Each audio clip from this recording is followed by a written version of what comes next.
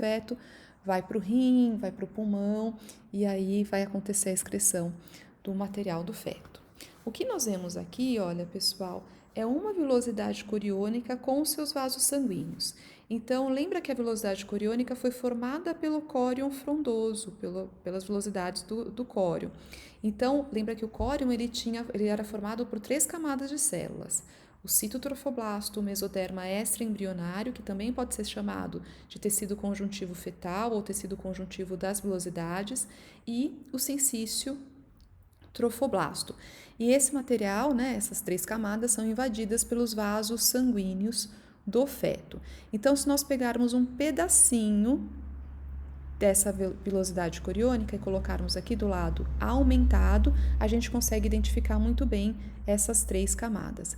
Vejam aqui a camada do sensício trofoblasto, o citotrofoblasto e toda essa massinha interna que a autora aqui representou de cor-de-rosa corresponde ao mesoderma extraembrionário, que agora nós podemos chamar de tecido conjuntivo da vilosidade. E observe os vasos sanguíneos ali dentro que invadiram a vilosidade coriônica e se transformaram aqui em vasos umbilicais. Então, se eu tiver uma molécula aqui, nutriente materno, que jorrou do sangue materno aqui em volta dessa vilosidade, quantas camadas esse nutriente tem que atravessar para chegar dentro do vaso sanguíneo? Ele tem que atravessar primeiro o sincício, 2, o citotrofoblasto, 3, o mesoderma extraembrionário e a parede do vaso sanguíneo, que nós vamos chamar aqui de endotélio do vaso sanguíneo, do capilar fetal. Então, o nutriente precisa atravessar 4 membranas para conseguir chegar na corrente sanguínea do feto. Então, a gente diz que estas 4 camadas são a membrana placentária. Lembra que o objetivo da placenta é deixar passar coisa do feto para a mãe, da mãe para o feto e assim por diante. Então, à medida que o embrião vai crescendo, nós vemos que essa membrana placentária ela vai se simplificando. Quanto maior o embrião, mais ele vai precisar de oxigênio e nutrientes. Então, tem uma simplificação da membrana para que possa chegar mais desses nutrientes e oxigênio para o feto. Então, essa membrana de 4 camadas nós vamos ver até a 20ª semana. Já depois dessa 20ª semana, vamos encontrar apenas 3 camadas. Essa daqui é uma foto da membrana placentária que nós vemos lá no nosso laboratório, estava lá nas placas em cima da mesa para vocês estudarem. Então, a camada externa do sincício, a camada interna do cito, vejam que é bem fácil identificar, toda a massinha aqui no meio é a camada do tecido conjuntivo fetal, né, da vilosidade coriônica. E vou mostrar esse aqui que está mais fácil, esse que está aqui é o vaso sanguíneo com endotélio, tá?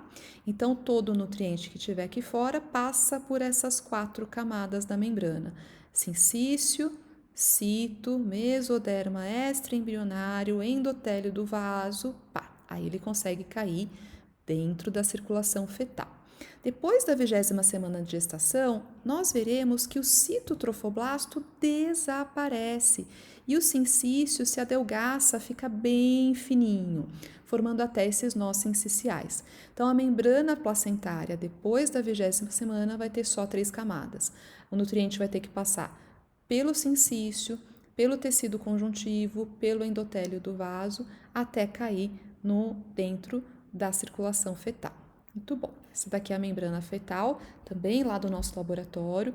Vejam aqui a camada do sincício, bem clara, e o endotélio do vaso aqui, ó. Olha que vaso gigantão, veja como os vasos cresceram e aumentaram. Então, o embrião, o elemento nutricional, ele tem que passar aqui, ó, do meio externo, passar para o sincício, passar pelo mesoderma, endotélio do vaso e aí sim cair na circulação fetal. Apenas 3 camadas depois da 20ª semana. No sincício, pessoal, as células elas vão se agrupando no cantinho para deixar bem fininha a camada do sincício e formam esses nós sinciciais que estão aqui, que acabam caindo ali no espaço interviloso. Do espaço interviloso, eles passam para as veias endometriais, caindo na circulação sanguínea da mãe. Não tem problema nenhum. Quando esse sangue da mãe passar pelo pulmão, os macrófagos do pulmão, são células gigantes, eles vão fagocitar esses nós sinciciais, tá bom? Para a gente falar um pouquinho mais sobre o cordão umbilical, a gente já sabe que ele tem uma veia e duas artérias e ele vai ter cerca de 55 centímetros de comprimento.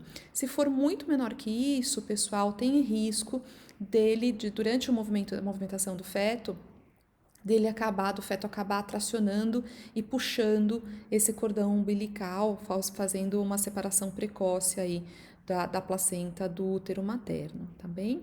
Unindo aqui, envolvendo a artéria e a veia, nós teremos um tecido mucoso, que é a geleia de Wharton, que a gente pode ver nessa imagem. Isso aqui também é foto lá do nosso laboratório.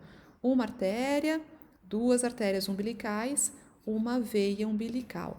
Unindo tudo isso, a geleia de Wharton ou tecido mucoso do cordão umbilical, ok? Essa membrana que vocês veem aqui em volta desse feto é a membrana amniocoriônica. Bonito, né? Ele nasceu, então, sem romper a membrana amniocoriônica. Olha que parto mais tranquilo que essa criança teve. Então, da onde vem o amnio, que também é uma das membranas fetais? Só para a gente relembrar, o amnio vem lá da cavidade amniótica. O epiblasto forma essa camada de células amnióticas. No comecinho da gestação, elas têm uma função de produção do líquido amniótico, tá bom? E observem que nessa foto aqui vemos bem a cavidade amniótica e o saco vitelino.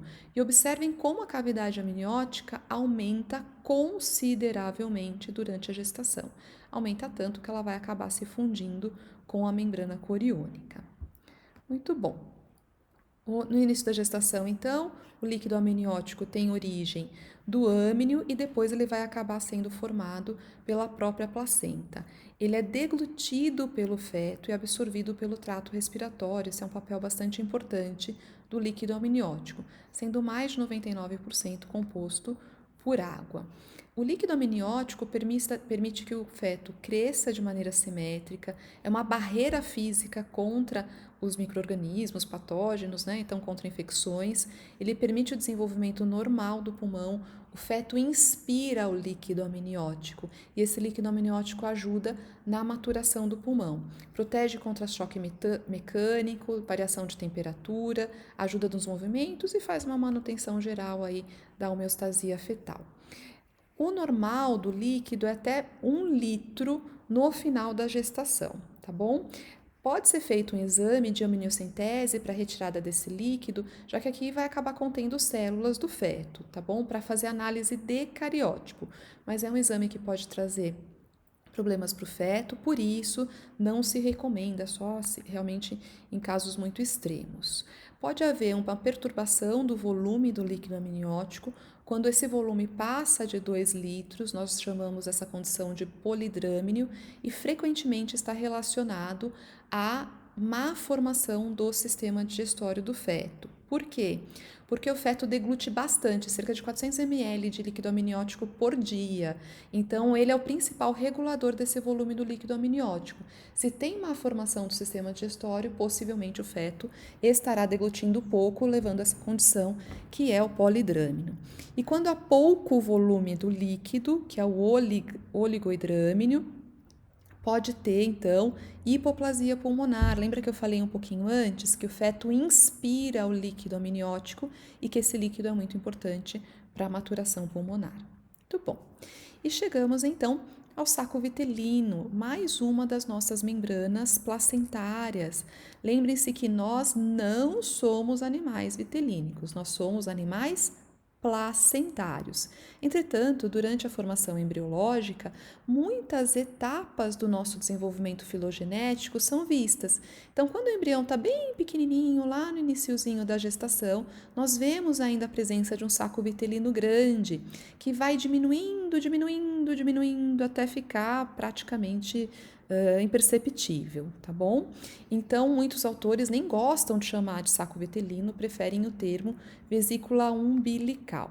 O saco vitelino, bem no comecinho da gestação, até a primeira semana, antes da implantação, ele vai, logo no início da implantação, ele vai ter essa função de transferência de nutrientes. Ele vai ser importante porque ele se projeta para o interior do cordão umbilical, vai formar células germinativas primordiais do sangue, vai estar relacionado com o intestino médio, principalmente na região do saco vitelino, que nós chamamos de alantoide. Então vejam que aqui está todo o saco vitelino e esse pedacinho dele que se projeta para o pedículo é o alantoide. Esse pedículo aqui, ó, futuramente se transformará no cordão umbilical. Por que eu ainda não falo cordão umbilical? Porque está faltando vaso aqui. E aí o que vai acontecer? Esse alantoide, ele se projeta para cá, para dentro do pedículo, ele vai promover a formação dos vasos sanguíneos e de algumas células do sangue, transformando o pedículo no cordão umbilical, conforme vocês podem ver aqui.